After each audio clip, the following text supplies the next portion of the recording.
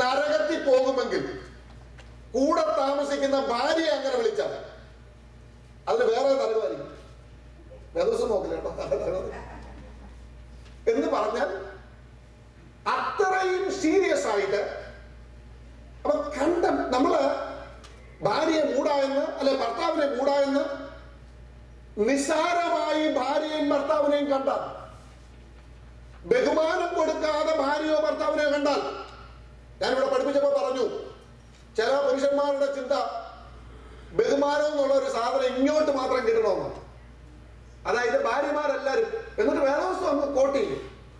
എന്താ കോട്ട് ചെയ്യുന്നത്? സാറ അബ്രഹാമിനെ യജമാനൻ എന്ന് വിളിച്ച് എന്ന് പറഞ്ഞ ഇങ്ങോട്ട് കിട്ടേണ്ടതിനെല്ലാം നമുക്ക് വാക്യമുണ്ട്.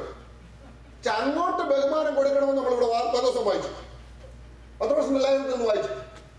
അപ്പൊ ബഹുമാനം എന്ന് പറയുന്നത് ഭാര്യയുടെ കയ്യിൽ നിന്ന് ഇങ്ങോട്ട് കിട്ടുന്ന സാധനം മാത്രമല്ല, ഭർത്താവ് അങ്ങോട്ടും കൊടുക്കേണ്ടുന്ന സാധനമായത് ബഹുമാനം.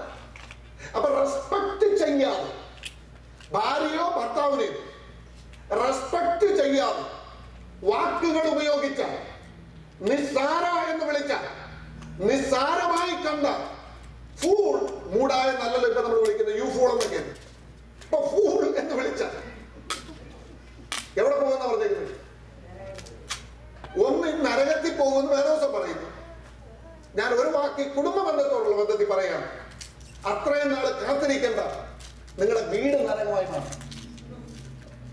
മനസ്സിലാകുന്നുണ്ട്? അപ്പൊ വരുന്ന മരിച്ചു കഴിഞ്ഞ് അല്ലെങ്കിൽ കർത്താവിന്റെ വരവ് കഴിഞ്ഞ് തീച്ചൂളയിലേക്ക് പോകുന്നിടം വരെ കാത്തിരിക്കേണ്ട. നമ്മുടെ കുടുംബങ്ങൾ കുട്ടി നരകങ്ങളായി മാറുവാൻ ഭാര്യയും ഭർത്താവും ബഹുമാനത്തോടെ അല്ലാതെ സംസാരിച്ചാൽ മതി. ഉണ്ടാവും ചെയ്യാൻ, ഡിസ്റെസ്പെക്ട് ചെയ്യാൻ, വിൽഫുള്ളായിട്ട് ഡിസൊബേ ചെയ്യാൻ നമ്മൾ ശ്രമിച്ചാൽ മതി. നമ്മുടെ കുടുംബങ്ങൾ നരകമായി മാറ്റപ്പെടും. ഞാൻ അതിനൊരു ഉദാഹരണം ഒരു പുസ്തകത്തിൽ നിന്ന് നോട്ട് ചെയ്തിട്ടുണ്ട്. ഇത് ഞാൻ പേരൊന്ന് മാറ്റി എന്നുള്ളത് മാത്രമേ ഉള്ളൂ. Example of contempt or invalidation. ഇവിടെ പറഞ്ഞിരിക്കുന്നത് തോമസും ജൂലിയാന, രണ്ടുപേര് ഞാനങ്ങ് ചിന്തയിൽ കൊടുത്ത് അവർ കൊടുത്ത് നമുക്ക് പരിചയമുള്ള 2 പേര് പറഞ്ഞല്ലോ എന്ന് വിചാരിച്ചാൽ കൊടുക്കുന്നുള്ളൂ. അങ്ങോട്ട് ഭാര്യയ്ക്ക് ഒരു ഡോക്ടേഴ്സ് അപ്പോയിന്റ്മെന്റ് ഉണ്ടായിരുന്നു.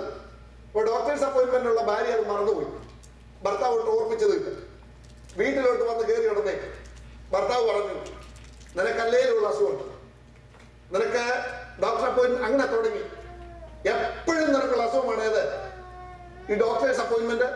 നീ നിന്റെ അപ്പനെ പോലെ എന്റെ മുന്നിൽ കിടന്ന് മരിക്കുന്നേ ഉള്ളൂ. അപ്പൊ പുള്ളി എന്ത് ചേർന്നു പറഞ്ഞേ? നേരെ കയറി അപ്പനെ വിളിച്ചു, നിന്റെ അപ്പനെ പോലെ. ഉടനെ ഭാര്യ തിരിച്ച്, ഈ സഹോദരിമാർക്കുള്ള ഒരു പ്രത്യേകത എന്ന് പറയുന്നത്, കല്യാണം കഴിച്ച് പോന്നാലും അവരുടെ അപ്പനെ അമ്മയും അവർ വളരെ സ്നേഹിക്കുകയും ബഹുമാനിക്കുകയും ചെയ്യുന്നവരാണ്. അതുകൊണ്ട് അവരെന്ത് ചെയ്തു അറിയാം? ഭാര്യ പറഞ്ഞു, എന്റെ അച്ചായ, അവൾ ദേഷ്യത്തോടെ ആ വാക്കിൽ മുറിവെച്ചിട്ട് അവൾ തിരിച്ച് മറുപടി പറഞ്ഞു, എന്റെ അച്ചായ, എന്റെ അപ്പന്റെ 7 അയലോക്കത്ത് വരാൻ യോഗ്യത എനിക്കില്ലെന്ന് പറഞ്ഞു. ഉടനെ ഈ പുള്ളി തിരിച്ചടിച്ചു. കണ്ടംപ്റ്റായി പറഞ്ഞു, ഇത് ഒരു വീടിൽ പറയുന്നല്ല, ഒരു പ്രോസസ്സാണ്. തിരിച്ച് മറുപടി പറഞ്ഞു, നിന്റെ അപ്പൻ ഈസ് എ ക്രീം. അയാൾ ഏതായാലും അപ്പം അപ്പനെ ബഹുമാനത്തോടെ ഭാര്യ ഇങ്ങോട്ട് പറഞ്ഞപ്പോ ഭർത്താവ് നേരെ അപ്പനെ ഉൾപ്പെടെ എന്ത് ചെയ്തു? നേരെ തിരിച്ച് അടിച്ചു. അതുപോലെ നല്ലൊരു ക്രീപ്പ നീങ്ങുന്നു. ഉടനെ ഭാര്യ തിരിച്ചു പറഞ്ഞു, ആ സർക്കാസ്റ്റിക് ഈ പുള്ളി കളിയാക്കിയ അതിന്റെ വേദനയും തിരിച്ചവളെ മറുപടി പറയാൻ തുടങ്ങി, ഐ എം സോ സോറി, എനിക്ക് വന്ന മഹാഭാഗ്യത്തെ ഞാൻ ഓർത്തില്ല. ഇതുപോലെ ഇത്ര വിലപ്പെട്ടവനെ എനിക്ക് കിട്ടിയെന്ന് ഞാൻ ഓർത്തില്ല. എന്റെ ഭർത്താവ് ഇങ്ങനൊരു മഹാനെയാണ് എനിക്ക് കിട്ടിയത്. അപ്പൊ എന്ത് നല്ല വാക്കുകൾ ഉപയോഗിക്കുന്നത്, വളരെ മനോഹരമായ വാക്കുകൾ ഉപയോഗിക്കുന്നത്. പക്ഷെങ്കിൽ ഒരു സർക്കാസ്റ്റിക് മൂഡിലാണ് അനുപയോഗിക്കുന്നത്. അയ്യോ, ഇത്ര വിലപ്പെട്ടവനെ എനിക്ക് കിട്ടിയെന്ന് എനിക്കറിയത്തില്ലായിരുന്നു.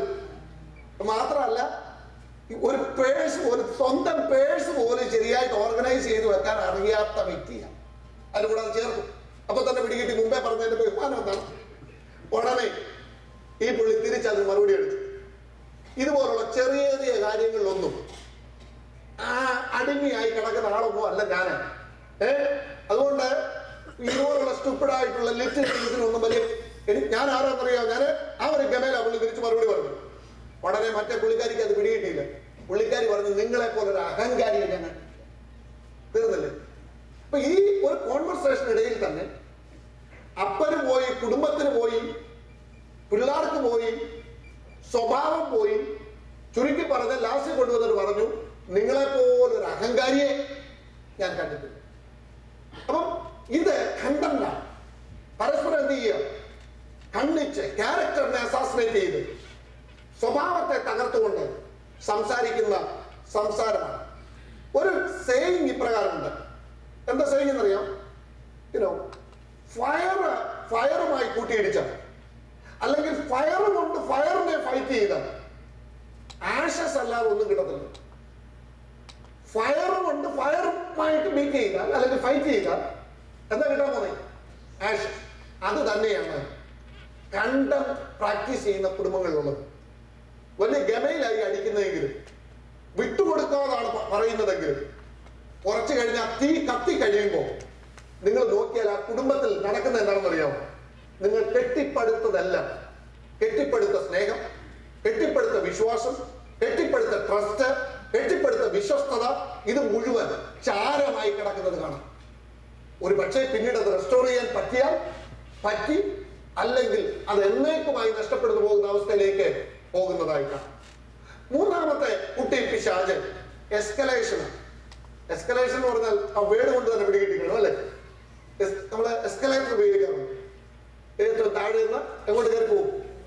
ഇങ്ങനെ മുകളിലോട്ടൊക്കെ കയറി പോവുകയാണ്. ചെറുതിൽ നിന്ന് ഒന്നും ഉദ്ദേശിച്ചൊക്കെ തുടങ്ങിയതല്ല. അതാണ് എസ്കലേഷൻ. ഒന്നും ഉദ്ദേശിച്ചോണ്ട് തുടങ്ങിയതല്ല. ഒരു ഉദാഹരണം പറഞ്ഞാൽ ഇത് സെൽഫ് ഡിഫെൻസീവ് മെക്കാനിസം. എസ്കലേഷൻ എന്ന് പറഞ്ഞാൽ സെൽഫ് ഡിഫെൻസീവ് മെക്കാനിസം. അതായത് ഒരു കാര്യം പറഞ്ഞാൽ അതിനെ അംഗീകരിക്കാൻ മനസ്സിലാത്തത് കൊണ്ട് തിരിച്ചൊരു കാര്യം പറയുക. ഇപ്പം ഒരു ഉദാഹരണം പറഞ്ഞാൽ ഞാൻ നോട്ട് ചെയ്തിട്ടുണ്ട്. ഇതെന്ന് പറയുന്നത്, ബാത്റൂമിൽ പേസ്റ്റ് എടുത്തു കഴിഞ്ഞ ഉടനെ അതിന്റെ ക്യാപ്പ് അല്ലെങ്കിൽ അതിന്റെ അടപ്പ് ഒന്ന് അടയ്ക്കാനായിട്ട് എന്ത് ചെയ്തു? മറന്നുപോയി. അപ്പൊ മറന്നുപോയി കഴിഞ്ഞ ഉടൻ തന്നെ എന്ത് ചെയ്യാന്നറിയാമോ? ഈ ഭർത്താവ് പറഞ്ഞു, നീ എന്താ ഈ ക്യാപ്പ് എടുത്ത് അടച്ചു വെക്കാതെ. അപ്പം പുള്ളിക്കാരി തിരിച്ചു പറയുക, പിന്നെ നിങ്ങൾ ഇതൊന്നും മറക്കാറില്ല അല്ലേ? മനസ്സിലായി? അപ്പൊ കുറ്റം പറഞ്ഞില്ല, പിന്നെ എന്താ പറഞ്ഞു? ചെറുതായിട്ട് തുടങ്ങിയതാണ്. നീ എന്താ ഇതൊന്ന് അടച്ചു വെക്കാൻ? പിന്നെ നിങ്ങൾ ഇതൊന്നും തുടങ്ങുന്ന പെതുക്കെ നല്ല ടോണിലാണ്. നിങ്ങൾ ഇതൊന്നും മറക്കാറ് ഇല്ല അല്ലേ? നിങ്ങളെല്ലാം പെർഫെക്റ്റ് അല്ലേ? തിരിച്ചൊരു ചോദ്യം, എസ്കലേഷൻ. അതിനകത്ത് അവരെ കണ്ടം ചെയ്തില്ല, പെതുക്കെ തുടങ്ങിയാണ്.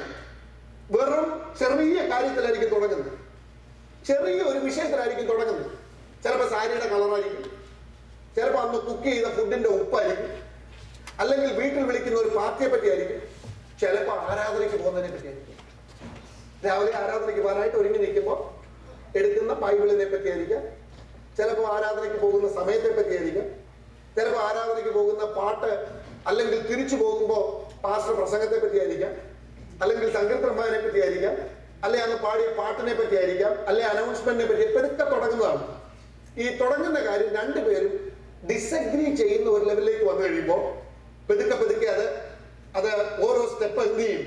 മുന്നോട്ട് പോകാനായിട്ട് തുടങ്ങി കഴിയുമ്പോൾ ഈ മനുഷ്യൻ പറയാൻ തുടങ്ങും, പിന്നെ ഞാൻ ഒരു കാര്യം വാസ്തവത്തിൽ ഞാൻ പറയാം, എപ്പം ഞാൻ ബ്രഷ് ചെയ്യാൻ പേസ്റ്റ് എടുത്താലും ആ ക്യാപ്പ് ഞാൻ എന്ത് ചെയ്യാറുണ്ട്? തിരിച്ചടയ്ക്കാറുണ്ട്. ഭർത്താവ് തിരിച്ച് മറുപടി പറഞ്ഞു. ഉടനെ ഭാര്യ പറഞ്ഞു, അയ്യോ ഞാൻ മറന്നുപോയി, ഇത്ര കൃത്യനിഷ്ഠത നിങ്ങൾക്കുണ്ട് എന്നുള്ള കാര്യം ഞാൻ എന്ത് ചെയ്തു? Very compulsive person, I forgot about that. ഞാൻ അതിനെപ്പറ്റി മറന്നുപോയി. You're right, of course. വളരെ ശാന്തതയോടെയാണ് കാര്യങ്ങൾ പോകുന്നത്. അപ്പം ഈ പുള്ളി ഇതെല്ലാം അങ്ങോട്ട് കളിയാക്കുന്നത് കണ്ടപ്പോ, കൃത്യനിഷ്ഠത ഇല്ലാത്ത ഈ ഭാര്യയെ കണ്ടപ്പോ ഈ പുള്ളി അടുത്ത സ്റ്റെപ്പിലേക്ക് ചെയ്തു. എന്നിട്ട് പുള്ളി പറയുക, നിന്നെ പോലെ ഒരുത്തിയുടെ കൂടെ താമസിക്കുന്നത് തന്നെ എന്തിനാണെന്ന് എനിക്കറിയില്ല. ചെറുതിൽ നിന്ന് തുടങ്ങി ലാസ്റ്റിൽ കൊണ്ടുവരുന്നത്, ഇതുപോലെ ഒരെണ്ണത്തിന്റെ കൂടെ ആണല്ലോ ഞാൻ താമസിച്ചേ, നിന്റെ കൂടെ താമസിക്കുന്ന എന്തിനാണെന്ന് പോലും എനിക്കറിയത്തില്ല. അപ്പൊ അടുത്ത രണ്ടാമത്തെ ആൾ തിരിച്ച് മറുപടി പറയുക, അതിനിപ്പോ എന്താ ഇനി അവസരം ഉണ്ടല്ലോ, ഒക്കൂടെ, ആരാണ് ഓർമ്മച്ചിട്ടേക്കുന്നത്? ഇതാണ് എസ്കലേറ്റ്. ഇത് ഞാൻ ഉദാഹരണം പറഞ്ഞുള്ളത്. ഇത് ഞാൻ ഈ പറയുന്ന എല്ലാം ഈ നമ്മൾ ഒന്ന് ചിന്തിച്ചു നോക്കിയതാണ്. വീട്ടിൽ ഭാര്യയും ഭർത്താവൂടെ നടക്കുന്ന വഴക്കുകളുടെ തുടക്കമെല്ലാം ഏതെങ്കിലും ചെറിയ തരിയിൽ നിന്നായിരുന്നു. ഒന്നുകിൽ ഏതെങ്കിലും പാർട്ടിക്ക് പോകുന്നതിനെ പറ്റി, ഇല്ലെങ്കിൽ വീട്ടിൽ ഉപയോഗിക്കുന്ന ദൈനംദിന വിഷയത്തെ പറ്റി നല്ല ആശയത്തോടുകൂടെ തുടങ്ങുന്നത്. ആ തുടങ്ങുന്ന കാര്യം പരസ്പരം അണ്ടർസ്റ്റാൻഡ് ചെയ്യാതെ അതിങ്ങനെ കയറി കയറി കയറി കയറി കയറി കയറി കയറി എവിടത്തേക്ക് പോകുന്നു? ഒരു ഫൈറ്റിലേക്ക്, ഡോറ് തുറന്നിട്ടേക്ക് പൊക്കോളാം. അപ്പൊ ആ ഒരു ലെവലിലേക്ക് എത്തുന്ന കുട്ടി പിശാചാണ് ഏതാ എസ്കലേഷൻ എന്ന് പറയുന്നു. അടുത്തത്, നമുക്ക് മലയാളി സഹോദരന്മാരുടെ ഇടയിൽ, പ്രത്യേകിച്ച് സഹോദരിമാരും സഹോദരന്മാരും കുറവല്ല, അവർക്കുള്ള ഒരു അസുഖമാണ് ഫോൾട്ടി കോഗ്നിഷൻ. അതായത് മിസ്ഇന്റർപ്രിട്ടേഷൻ. അവിടെയാണ് ഒരു വലിയ പിശാച് ഉണ്ടാകുന്നുണ്ട്, ഡൗട്ട്. നമ്മള് ചില കാര്യങ്ങളെ ഊഹിച്ച് അങ്ങ് സംസാരിക്കും. ഒരിക്കലേ ഞാൻ എന്നോ കൊച്ചിലെ കേട്ടൊരു കഥ, എനിക്കത് റൈറ്റ് ആയിട്ടാണ് പ്രസന്റ് ചെയ്തതെന്ന് അറിയത്തില്ല. ആ ഭർത്താവ് വീട്ടിലോട്ട് വരുന്ന സമയത്ത് ഭർത്താവിന്റെ ഗൗൺ, വക്കീലായ ഭർത്താവിന്റെ ഗൗൺ ഇട്ടുകൊണ്ട് ആ കൊച്ചൻ അപ്പൻ ഓഫീസിൽ പോയി കഴിഞ്ഞ് തിരിച്ചു വന്നപ്പോ ഭർത്താവ് അല്ലെങ്കിൽ ഈ അച്ഛൻ പപ്പ മാറിയിട്ട് ഗൗണ് മോനൊന്ന് പരിശോധിച്ച് നോക്കിയതാണ്. അവൻ അതിട്ടോണ്ട് എന്ത് ചെയ്യുന്നറിയാം, വെളിയിലോട്ടോ അല്ലെങ്കിൽ റൂമിലോട്ടോ കണ്ടൊന്ന് ഓടി. ഭർത്താവ് വന്നു കഴിഞ്ഞപ്പോ നോക്കിപ്പോണ്ട് ഗൗൺ ഇട്ട ഒരാൾ ഓടിപ്പോകും. പിന്നെ അവരെ കാണാനില്ല.